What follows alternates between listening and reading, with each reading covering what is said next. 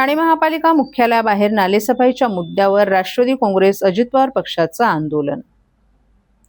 ठाणे महापालिकेची सर्वसाधारण सभा सुरू असताना महापालिका मुख्यालयाबाहेर राष्ट्रवादी काँग्रेस अजित पवार पक्षाच्या वतीने नालेसफाईच्या अपूर्ण कामाविरोधात निदर्शनं करण्यात आली। राष्ट्रवादी काँग्रेस अजित पवार पक्षाचे ठाणे शहर विधानसभेचे युवक अध्यक्ष प्रितेश मोरे यांच्या नेतृत्वाखाली हे आंदोलन करण्यात आलं। नालेसफाईची मुदत संपूनही काम पूर्ण झालं नसल्याचा आरोप यावेळी करण्यात आला।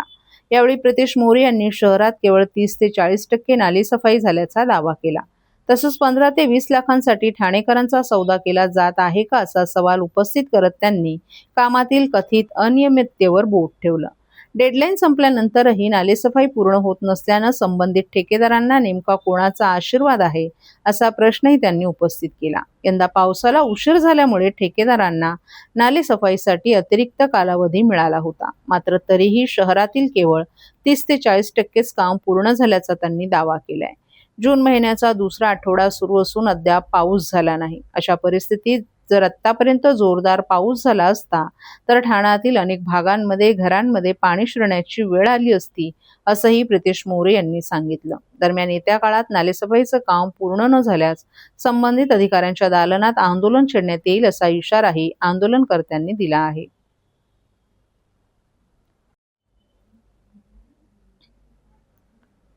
आंदोलन याच्यासाठी होतं की मागील 15 दिवस मी नालेसफाई संदर्भात संबंधित अधिकाऱ्यांना भेटत आहे, तर प्रत्येक वेळी एकच कारण सांगण्यात येते की फ्लोटिंग येते। तर मी त्यांना तेच बोललो की ती फ्लोटिंग तुम्ही साफ का नाही करत आहात?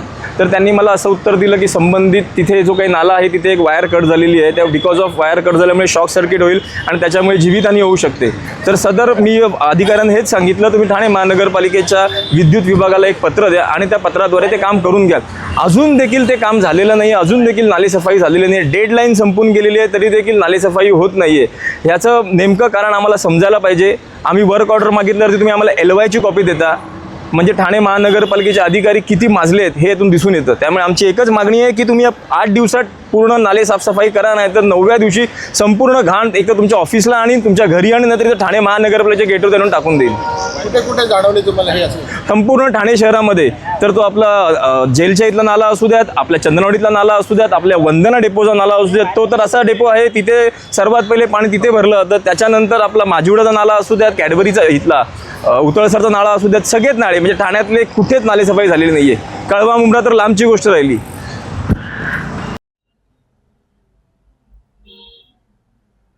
गणेशोत्सवानिमित्त कोकण रेल्वे तिकिटासाठी ठाणे रेल्वे स्थानकातील आरक्षण केंद्रात 2 अतिरिक्त खिडक्या, खासदार नरेश म्हस्के यांची प्रवासी संघटनेने मानले आभार। गणेशोत्सवात कोकणात जाणाऱ्या चाकरमान्यांचा प्रवास सुखकर होण्यासाठी खासदार नरेश म्हस्के प्रयत्नशील असतात। यावर्षीही त्यांच्या पाठपुराव्यामुळे गणेशोत्सवानिमित्त ठाणे रेल्वे स्थानकातील आरक्षण केंद्रात कोकण रेल्वेच्या तिकिटासाठी 2 अतिरिक्त खिडक्या सुरू होणार आहेत। खिडक्यांची संख्या वाढल्यानं गणेश भक्तांची वेळ आणि रांगेत उभी राहण्याची दमछाक कमी होणार आहे। अतिरिक्त खिडक्या वाढवल्याबद्दल खासदार नरेश म्हस्के यांचे कोकण रेल्वे प्रवासी संघटनेने आभार मानले। नोकरी आणि उद्योगधंद्यानिमित्त लाखो कोकणवासीय ठाणे, मुंबई आणि उपनगरात स्थायिक झालेत। गणेशोत्सव हा कोकणवासियांचा मोठा सण असून कोकणी माणूस जगाच्या कोणत्याही कानाकोपऱ्यात असू दे, गणपतीला दरवर्षी तो गावी जातोच। गणपतीसाठी बहुसंख्य कोकणवासीय कोकण रेल्वेचा पर्याय निवडतात। कोकणवासियांसाठी गेल्या वर्षी प्रथमच 2 अतिरिक्त खिडक्या ठाणे रेल्वे स्थानकात उघडल्या होत्या। यावर्षी ही सुविधा मिळावी यासाठी खासदार नरेश म्हस्के यांनी मध्य रेल्वेकडे 29 मे रोजी या संदर्भात पत्रव्यवहार केला होता। या पत्राची तातडीनं दखल घेत 10 जून रोजी मध्य रेल्वेचे अप्पर मंडल रेल प्रबंधक तरुण कुमार यांनी पत्राद्वारे 2 अतिरिक्त आरक्षण तिकीट खिडक्या ठाणे रेल्वे स्थानकात सुरू करत असल्याची माहिती दिली आहे। 11 जुलैपासून या 2 अतिरिक्त आरक्षण खिडक्या सुरू होणार असून सध्या 5 आरक्षण खिडक्या 2 सत्रात सुरू आहेत, तर 7 आरक्षण खिडक्यांमुळे आता कोकणवासियांचा वेळ वाचणार असून रांगेत जास्त वेळ ताटकळत राहावे लागणार नसल्याने प्रवासी संघटनेने आनंद व्यक्त केलाय। सर्व नागरिकांना आवाहन करण्यात येत आहे की सध्या डासांमार्फत पसरणाऱ्या डेंग्यू या आजाराचा प्रसार रोखण्यासाठी प्रत्येकाने पुढील प्रमाणे कार्यवाही करावी। डेंग्यू आजार एडिस इजिप्ती हा डास चावल्याने होतो। या डासांची पैदास साचलेल्या किंवा साचवलेल्या स्वच्छ पाण्यामध्ये होते। 8 दिवसांपेक्षा जास्त दिवस पाणी उघडे व साचून राहिल्यास त्यात डास अंडी घालतात. अंड्यांच्या अळ्या तयार होऊन पुढे डास तयार होतात. यासाठी आपल्या घरातील पाणी साठे उदाहरणार्थ बॅरल्स, पिंपे, टाक्या, हौद, रांजणे इत्यादी दर आठवड्याला रिकामे करून घासून पुसून कोरडे करून पुन्हा भरावे. 1 दिवस कोरडा दिवस म्हणून पाळावा. पाणी साठ्यांना घट्ट झाकणे बसवावीत किंवा जुनी साडी, चादर, धोतर यांनी बांधून झाकून ठेवावीत, म्हणजे डास त्यात जाऊन अंडी घालणार नाहीत. घराच्या गच्चीवर, आजूबाजूला, अंगणात कोठेही पाणी साचू देऊ नये. भंगार सामान उघड्यावर टाकू नये. उदाहरणार्थ टायर्स, प्लास्टिक सामान, कुंड्या, टाकाऊ वस्तू इत्यादी. अशा सामानात पावसाचे पाणी साठून त्यात डेंग्यूच्या डासांची पैदास होते. घरातील कूलर्स, फ्रीजच्या पाठीमागील ट्रे हे देखील वेळोवेळी कोरडे करावेत. लक्षात ठेवा, नुसत्या फवारणीने डास घनता कमी होत नाही, तर त्यासाठी डास पैदास ठिकाणे नष्ट करणे ही आपल्या सर्वांची जबाबदारी आहे. कोणताही ताप अंगावर न काढता जवळच्या शासकीय रुग्णालयात मोफत औषधोपचार घ्या. अशा प्रकारे नागरिकांनी सहकार्य केल्यास डेंग्यूचा प्रसार रोखणे सहज शक्य आहे.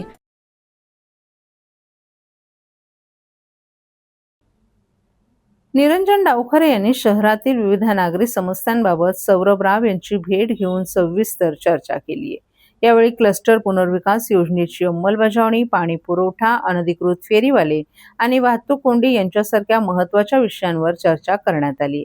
या बैठकीदरम्यान आमदार डावखरे यांनी शहरातील प्रलंबित प्रश्न तातडीनं मार्गी लावण्यासाठी आवश्यक उपाययोजना करण्याची मागणी केली.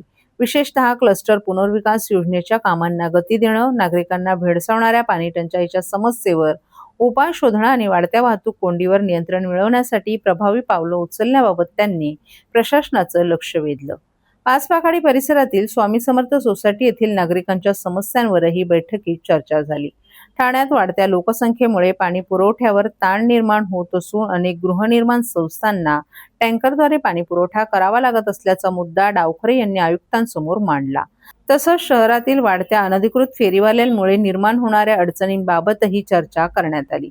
या संदर्भात उपमहापौर कृष्णा पाटील तसंच इतर नगरसेवक सातत्यानं आवाज उठवत असल्याचं सांगत अनधिकृत फेरीवाल्यांवर लवकरात लवकर कारवाई करण्याची मागणी करण्यात आली.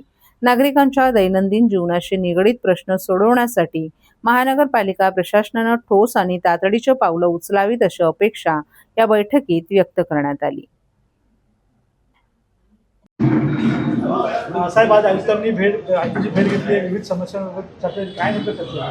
आज ठाणे महानगरपालिकेमधले जे क्लस्टरचं काम चालू आहे त्याच्या अनुषंगाने या इकडे पाचपाखाडीमध्ये जो क्लस्टर आहे त्याच्यामध्ये मध्यंतरीच्या काळामध्येही स्वामी समर्थ सोसायटीचं एक MOU याच्यामध्ये झाला होता. त्या लोकांच्या काही अडचणी याच्यामधल्या आहेत, ते आयुक्तांबरोबर त्या संदर्भातली चर्चा, त्याचबरोबर पाणी पुरवठ्याच्या संदर्भातले अनेक सोसायटींचे महत्त्वाचे विषय आहेत. त्या महत्त्वाच्या विषयाच्या अनुषंगाने आयुक्तांकडे चर्चा करायला आम्ही या इकडे आलेलो होतो आणि निश्चितच काही तांत्रिक अडचणी याच्यामध्ये दूर करण्याचं काम महापालिकेकडनं करण्यात येईल या संदर्भातलं आश्वासन ह्या आयुक्तांना दिलं आहे. त्याचबरोबर पाणी पुरवठ्याच्या संदर्भातला अतिशय गहन प्रश्न, कारण लोकवस्ती ही ठाणे महानगरपालिकेची सातत्याने वाढते आणि त्या दृष्टिकोनाने योग्य पाणी पुरवठा हे सगळ्याच ठाणेकरांना झाला पाहिजे.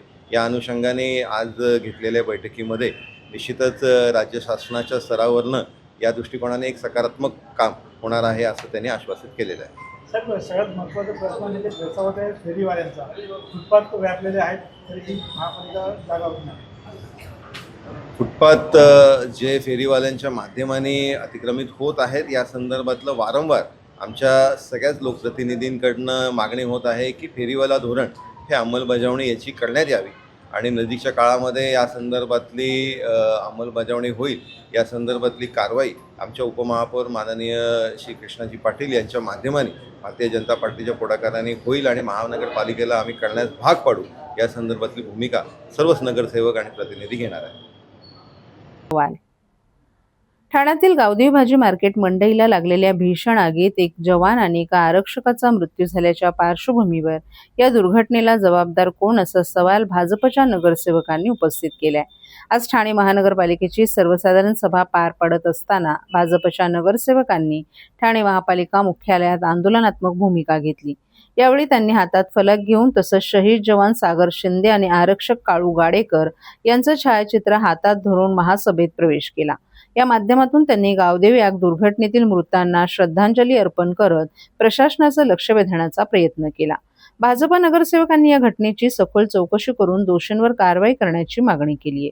तसंच भविष्यात अशा दुर्घटना टाळण्यासाठी आवश्यक सुरक्षाविषयक उपाययोजना तातडीनं राबवण्याची मागणीही त्यांनी केली आहे. महासभेदरम्यान या मुद्द्यावरून वातावरण चांगलंच तापलं असून गावदेवी आग प्रकरणातील जबाबदारी निश्चित करण्याची मागणी भाजपकडून पुन्हा एकदा जोरदारपणे करण्यात आली आहे. या संदर्भात नगरसेवकांनी प्रसारमाध्यमांशी संवाद साधत आपली भूमिका स्पष्ट केली आहे. जी परिस्थिती झाली तो जी दोन आपली लोक जे फायरमॅन आणि एक आपला सिक्युरिटी तिच्यामध्ये ह्याची त्या आगीमध्ये ओरपळून त्यांचा जीव गेला. आज परिस्थिती अशी की त्याला जबाबदार कोण आहे? फक्त 10 लाख रुपये दिले, पैसे दिले म्हणून ते सर्व झालं का? आज एका कुटुंबातला पालक गेलेला आहे. आज त्या सर्व गोष्टी त्यांच्या घरावर डोंगर कोसळलेला आहे. आज त्यांच्या घरात ती जी यातना आहे, लहान मुलगी बच्चू आहे, तिचे वडील गेलेले आहेत. आणि अशा परिस्थितीमध्ये फक्त प्रशासनाने फक्त पैसे द्यायचं आणि त्याच्या घरातल्या लोकांना हे करायचं, ही परिस्थिती नाही. ते का झालं, कशामुळे झालं, कोणामुळे झालं, ह्या सर्व गोष्टीचा कुठेतरी बोध घ्यावा लागेल.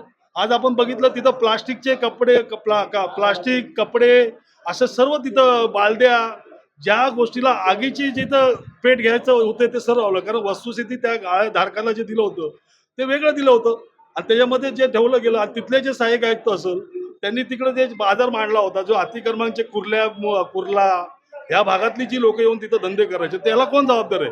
त्याचे जे पैसे कलेक्शन जमा करायचे ते कोण जबाबदार आहे? त्याचं फायर ऑडिट झालं होतं का?